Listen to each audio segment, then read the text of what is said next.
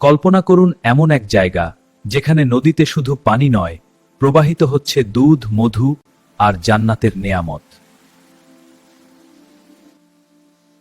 আল্লাহ মুত্তাকিদের জন্য প্রস্তুত রেখেছেন এমন জান্নাত, যার সৌন্দর্য পৃথিবীর কোনো চোখ কখনো দেখেনি।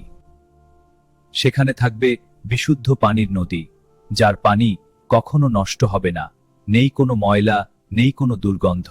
আর থাকবে দুধের নদী, যার স্বাদ কখনো পরিবর্তন হবে না, দুনিয়ার কোনো কিছুর সাথে যার তুলনা হয় না।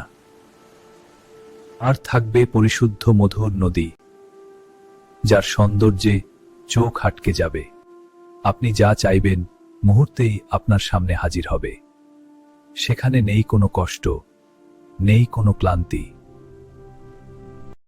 সেখানে থাকবে সোনা আর মুক্তায় তৈরি প্রাসাদ, যেখানে নেই ভয়, নেই মৃত্যু, আছে শুধু শান্তি। এই দুনিয়া কয়েকদিনের, কিন্তু জান্নাত চিরস্থায়ী। হে আল্লাহ, আমাদের সবাইকে জান্নাতুল ফিরদাউস নসিব করুন। এই বর্ণনা এসেছে সূরা মুহাম্মদ আয়াত 15-এ।